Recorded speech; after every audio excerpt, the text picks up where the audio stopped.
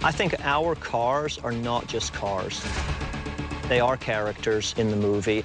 And when people see the Autobots lined up in the street, it's different than 5 cars. They are 5 characters, and they are the Autobots. So, you know, people get excited about it. They want to have their picture taken, and it's a big deal. We pull from the Hasbro library, you know, the rich list of characters that they have. And there's an infinite supply of Transformer characters. I mean, it's amazing, and the mythology is so many of them.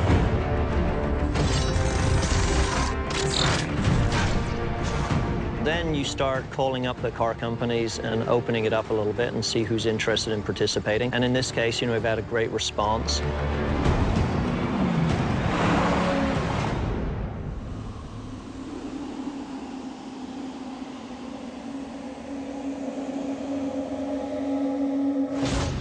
One of the things that we always try to do is give the vehicles sort of a facelift, if you will. Optimus, you know, has had some tweaks in the first 3 films, but on this movie, he got a complete overhaul with Daimler and Western Star. So he's a brand new vehicle altogether this time.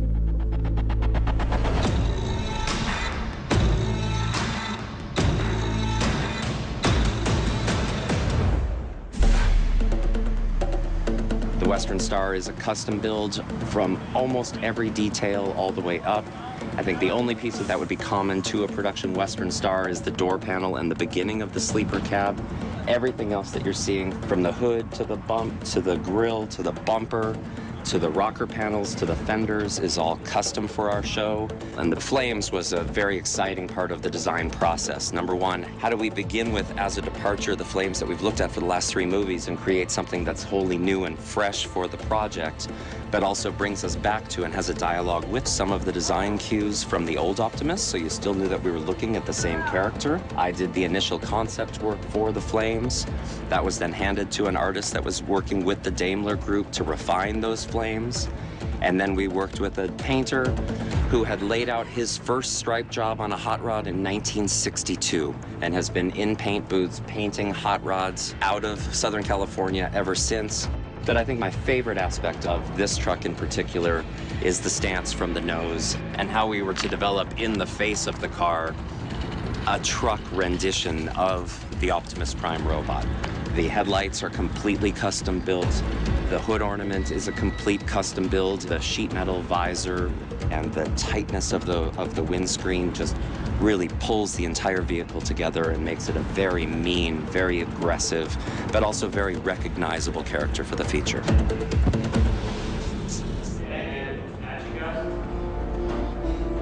Want to hook these wires back to a working battery? And then they have the hiding Optimus, which was an old Marmon truck, which they couldn't make it in 1993, which is like the coolest old square truck.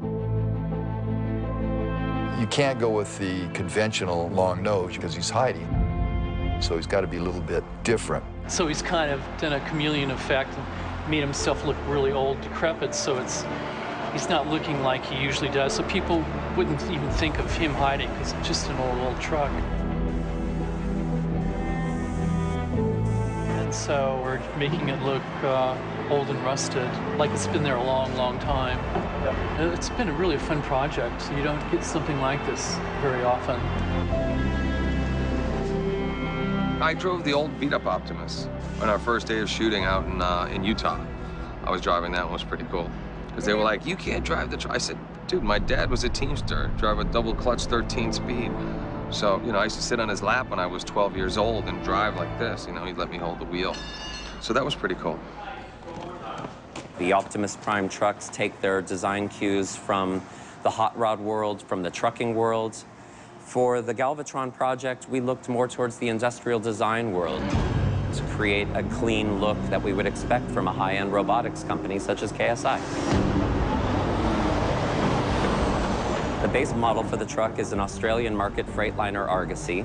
It's very, very different from the Optimus Prime Western Star, in which it's a cab-over designed for the Australian or European markets. The truck is over height for American roads, which establishes its large nature appropriate to the character Galvatron for the film. And with any of the robot vehicles, there's a constant dialogue with Michael with regards to the personality of the vehicle. Michael's cue to the designers was constantly to make it meaner, to make it stronger. The designer Jeffrey Beecroft's input was to make it continuously more high-tech, more clean-lined and appropriate to a very contemporary product design market. In the same sense that the robots are distinct and individual characters within the project, we have pushed and developed and ideated the design of the trucks to be personalities in and amongst themselves. I think the general idea is to concentrate on a freshness. So Bumblebee is redesigned. We took a Chevrolet Camaro Super Sport. We took the whole front end off of it. We cut the whole back end off of it. We made a whole new front end and a whole new back end. This vehicle has the hood on it because we're still pre-fitting all of the gaps and everything else to make sure that those are factory. This is one of the ways that we block out when we know how far to go is they'll put a surface coat on it and then they sand through, and when all of that is gone, they know that they've reached the primer and it's smooth. So that's what he's doing now. There's a lot of effort and heart and soul that go into each of the vehicles that we make. When all is said and done, this car will probably have around 3,000 hours in it. The color and the overall paint scheme is a lot different as well. This is a candy color, so it's very difficult to match the paint. So if you scratch or dent a door, you're doing the whole side, which is different than before. Before it was a metallic, now it's a candy. It's a 3-stage, so you have your base color, your candy, and then your clear coat over the top. The rear end is much wider and much more aggressive than the previous models. And it also has a more aggressive rear spoiler. And then the front headlights are significantly different. They're much more narrow, kind of giving the vehicle more character. The hood, the roof, and the back all get stripes, and then the whole vehicle in general is a lot more aggressive from a styling standpoint. It's a Michael Bay movie. It's got to be something that's special that not everybody can get or everybody can have. This is worth $15 million. That Corvette is one of the most amazing cars I've ever seen. So I have to say, out of all these cars, I'm taking the Corvette. This is the 1959 Racing Stingray. It was the first Corvette ever called a Stingray. And it also has a little Hollywood history also, because Elvis Presley drove this car in the movie Clam Bake. I want this one for my wall. I like the muscle cars, and I like that, I think it was a '69 Riviera that was out in front of the theater. Just beautiful, you know, all white, mint condition. One of those cars that you can't not walk over and look inside of. I like the new Lamborghini. That's kind of a great car. Turn it towards me now, turn it towards me. That's like the cool car. A Lamborghini's a cool car, come on. Ah, that's a good shot. That Corvette. There's a Bugatti. And the Pagani. This is the Pagani Huara. It's a one-of-a-kind, hand-built, Italian-made. It's very torturous to drive slow in this kind of car. You know, I'm really not a car guy, I have to say. I'm not, but there were a couple cars there that were pretty incredible. The Bugatti and the Pagani. I mean, they're really amazing, beautiful works of art. Of course, they're all Italian. That is a lyric ballad, an epic ode.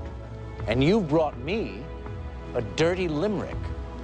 That toxic clutch grinder wishes it was this car.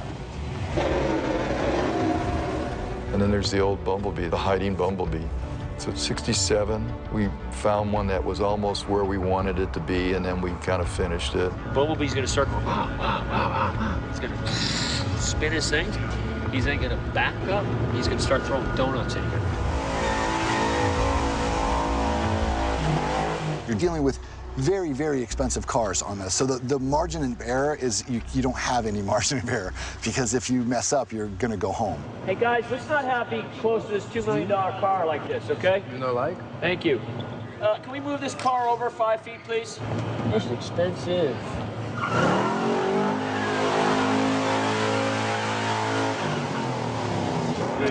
Responsible for the floor.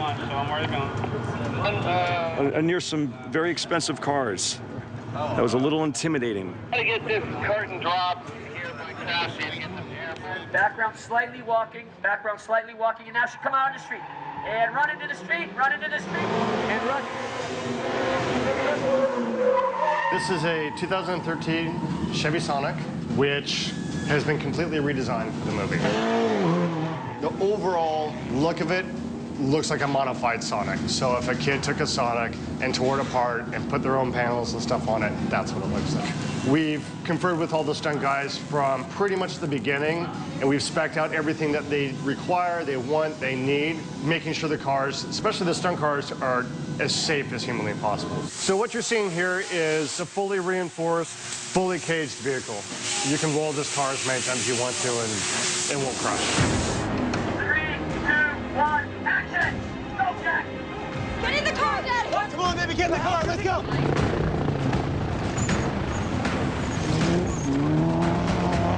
Jack is, I think, born to be a race car driver. He has one speed, and it's fast. Well, I was brought up watching Formula One. That's, you know, a big one for us at home. I've been working with the stunt guys for 6 weeks, maybe. And I'm just driving as much as I can, just getting as much wheel time in as I can. So we started out with really basic stuff like cone slaloms. Now we're on to kind of like drifting, doing 180s and all that kind of thing. A lot of e-brake. Basically, just get the feel of a rally car. You know, obviously on the day, we're gonna have a car with 700 horsepower, fully race competitive, you know, that level of a car. It's gonna be all-wheel drive, just like this Evo right here. This is basically our beater car. He came here with some good fundamentals, and we're just giving him the time and the instruction he needs to take to the next level. So we're just teaching him how to shift, how to get back in control, dealing with uneven terrain, all of those things that he's got to be dealing with all at the same time. Also, having to be able to act while he's doing all these things, you know? He's got his mind going 3 or 4 different directions. So to me, it's just repetition. I can't say it enough. All right, Jack, so here's the deal. So you're gonna come up hot first gear. When you get halfway to the cone, pull the e-brake, cut the wheel hard to the left. As soon as the car turns a 180, power back on it, steer towards your mark, come around to the side, and slide the opposite side 90 right to these cones. All right, send it.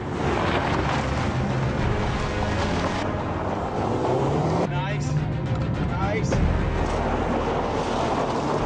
Perfect, that's good right there. That's exactly what you want.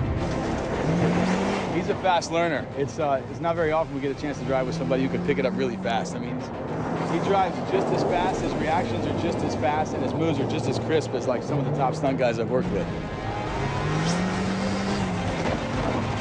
Here we go. Boom, right by the boys. Wanna go again? I love cars, and I always have, so to be able to get behind the wheel and to be drifting and actually throwing a car around is just so much fun.